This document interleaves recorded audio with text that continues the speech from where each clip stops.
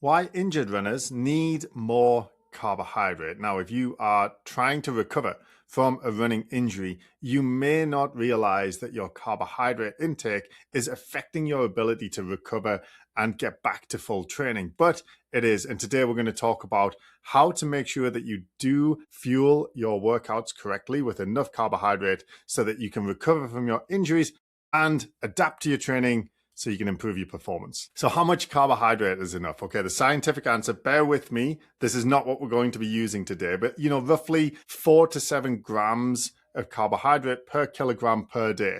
Wait, don't stop listening. We've got a more simple way of doing this to make sure that we get enough carbohydrate on board. I'm going to talk about that in just a couple of minutes. But first, why is this important for runners, particularly for injured runners? Well, carbohydrate is the preferred fuel source for the body. And if we don't have enough on board, we're not going to be able to adapt to our training. We're not going to be able to improve our performance. And we're going to struggle to recover from injuries because we're not giving the body the fuel it needs to actually perform the activities we're asking it to do. A lot of this comes from the general population attitude to carbohydrate. Carbohydrates have been demonized as something that has contributed to problems with obesity. Now, as recreational runners, these things don't really apply to us, and we need carbohydrate on board in order to adapt to our training. So the fact that there has been some spillover in this negative attitude towards carbohydrate into the running community is really quite unfortunate.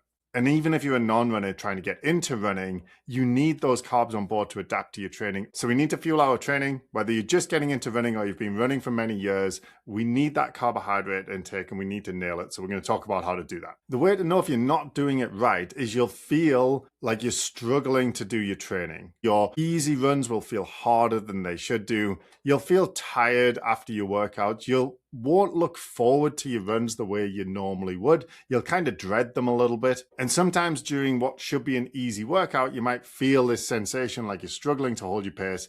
You maybe have to take walk breaks. These are signs that your carbohydrate intake across the week in your general diet is insufficient. And today we're going to be looking at carbohydrate intake in your diet rather than specifically within the run, which we are going to have other episodes about. And I've personally had this low carbohydrate experience before. When I was marathon training, I didn't realize I wasn't getting enough carbohydrate on board. Specifically, the symptom I had, I often used to run to and from work, and on the run home, I would struggle. I would struggle to hold even zone 2 pace, and I would have to take walk breaks. And sometimes for the last 10, 15 minutes of the run, I had to just walk home. And it was because my carbohydrate intake across the week in my diet was too low. Unfortunately, that meant that I wasn't really adapting to the training that I was doing as well as I could. I was putting myself at risk of injury. So for us runners, proper carbohydrate intake is really about energy availability. So we have that energy, that fuel source ready to use when we train so that we can adapt and improve our performance,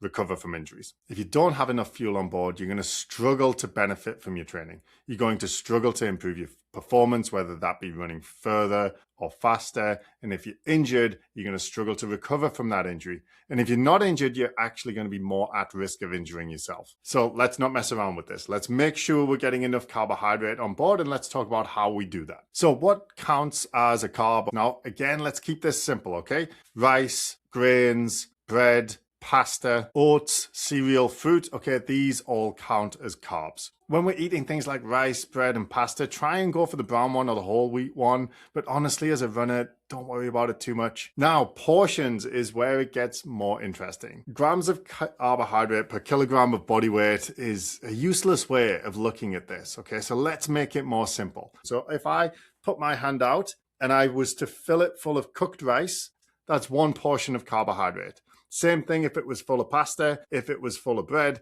if it was full of some other kind of grain or fruit, that counts as 1 portion of carbohydrate. So a cupped handful is 1 portion of carbohydrate, and we want to have 2 to 3 cupped handfuls per meal. If we hit 2 to 3 cupped handfuls of carbohydrate per meal, and we have at least 3 meals a day, which we should be, we will get sufficient carbohydrate on board. We'll be having 6 to 9 cupped handfuls per day, which is roughly going to put us in the right spot as a recreational endurance runner to have enough carbohydrate intake. I'll leave a link in the description. If you are training more than, let's say, 7 hours per week, you want to be a little more specific with this. So just click the link, go to the macro calculator, fill in your information. It'll tell you exactly how many cupped handfuls you should have. But for most of us, as long as we're hitting that range of 2 to 3 per meal, we're going to be getting enough carbohydrate on board. And that's because we're going for consistency, not precision here. So our performance nutrition habit for this week is to eat 2 to 3 cupped handfuls of carbohydrate per meal every day this week. I'm going to leave a link in the description for the performance nutrition habit tracker. Download that and write on there 2 to 3 cupped handfuls per meal, and then tick off Monday through Sunday when you do it. At the end of the week, see how you did. If you got mostly ticks, you're probably getting enough carbohydrate to fuel your training, improve your performance, and recover from injuries. If you see a bunch of crosses where you didn't have 2 to 3 per meal per day, then you're probably underfueling in terms of carbohydrate. This is going to bring you some awareness, and then you're going to start to work on that over the coming weeks. And if you're way below what I've said today, if you're getting 1 to 2 per meal per day or less, you really need to work on upping your carbohydrate intake, and you should make that a priority. But let's not overthink it. This week, our performance nutrition habit, 2 to 3 cupped handfuls of carbohydrate per meal per day. Download the habit tracker, print it off, tick it every day this week. Let's dial this in and make sure that we're getting enough carbohydrate on board so we can improve our performance, run faster, run further, and recover from our injuries.